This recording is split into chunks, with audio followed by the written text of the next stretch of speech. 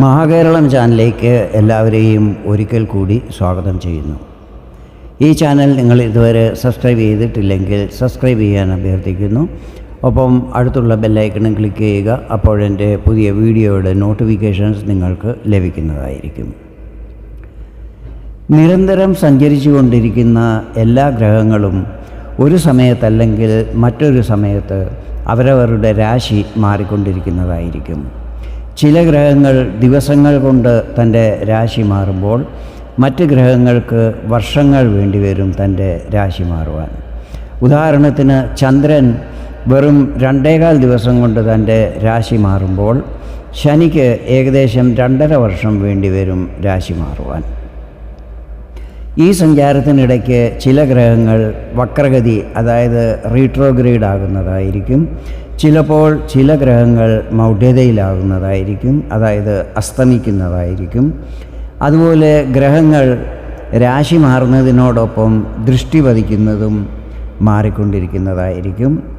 ഗ്രഹങ്ങളുടെ ഈ രാശിമാറ്റവും സഞ്ചാരമാറ്റവും എല്ലാ മനുഷ്യരിലും പോസിറ്റീവും നെഗറ്റീവുമായിട്ടുള്ള പ്രഭാവങ്ങൾ ചെലുത്തുന്നതായിരിക്കും. കൂടുതൽ സമയം ഒരു രാശിയിൽ സഞ്ചരിക്കുന്ന രാഹു, കേതു, വ്യാഴം, ശനി എന്നീ ഗ്രഹങ്ങളുടെ പ്രഭാവം കൂടുതൽ സമയത്തേക്ക് അനുഭവപ്പെടുന്നതായിരിക്കും.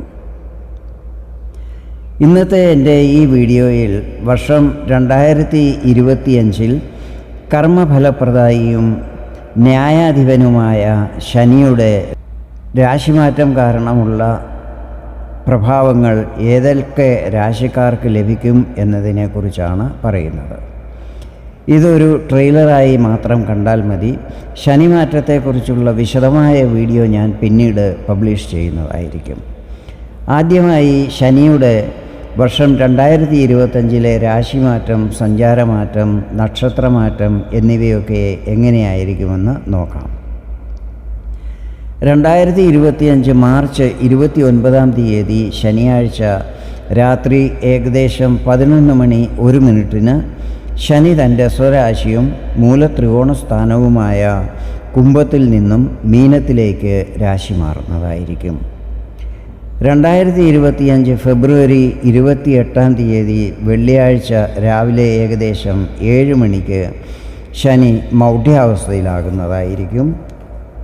പിന്നീട് ഏപ്രിൽ 9 ബുധനാഴ്ച വെളുപ്പിന് 5:03 മൗഢ്യാവസ്ഥയിൽ നിന്നും ഉദിക്കുന്നതുമായിരിക്കും.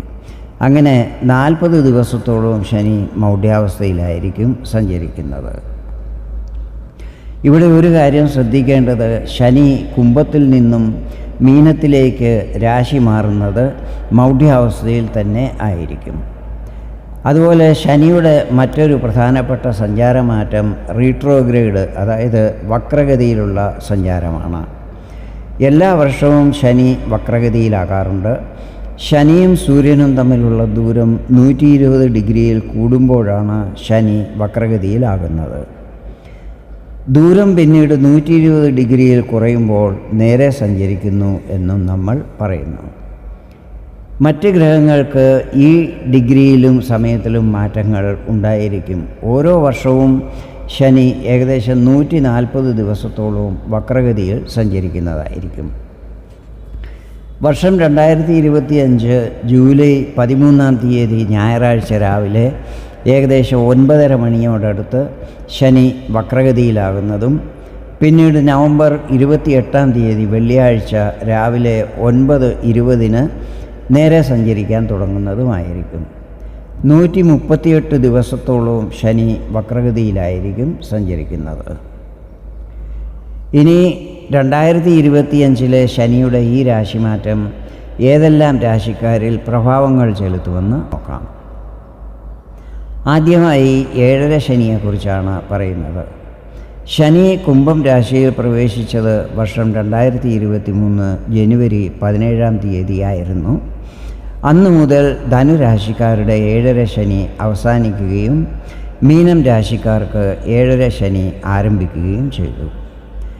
മകരം രാശിക്കാർ 7 ശനിയുടെ 2ാം ചരണത്തിൽ നിന്നും 3ാം ചരണത്തിലേക്ക് പ്രവേശിച്ചപ്പോൾ കുംഭം രാശിക്കാർ ഒന്നാം ചരണത്തിൽ നിന്നും രണ്ടാം ചരണത്തിലേക്ക് പ്രവേശിച്ചു.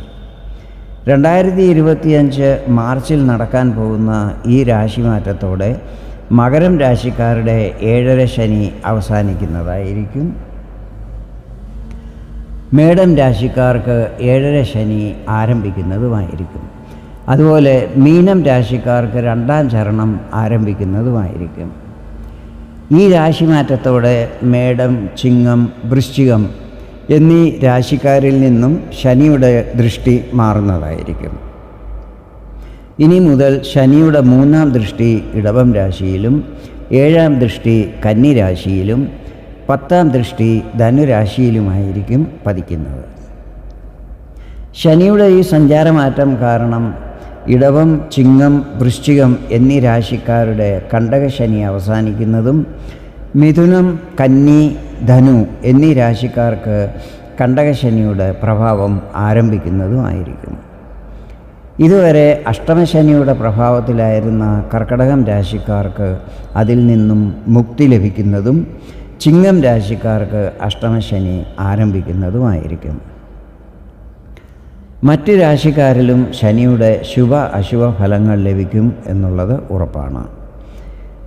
2027 ജൂൺ 2-ാം തീയതി വരെ ശനി മീനം രാശിയിൽ തന്നെയായിരിക്കും നിൽക്കുന്നത്. ശനിയുടെ രാശിമാറ്റം കാരണം ഉണ്ടാകാവുന്ന പ്രഭാവങ്ങളെക്കുറിച്ച് വിശദമായ വീഡിയോ പിന്നീട് ഞാൻ പബ്ലിഷ് ചെയ്യുന്നതായിരിക്കും. ജ്യോതിഷപരമായ കൂടുതൽ വിവരങ്ങൾ അറിയാൻ വേണ്ടി എൻ്റെ ഈ ചാനൽ സബ്സ്ക്രൈബ് ചെയ്യാൻ അഭ്യർത്ഥിക്കുന്നു. വീണ്ടും വേറൊരു വീഡിയോയിൽ കാണാം. അതുവരെ എല്ലാവർക്കും നന്ദി, നമസ്കാരം.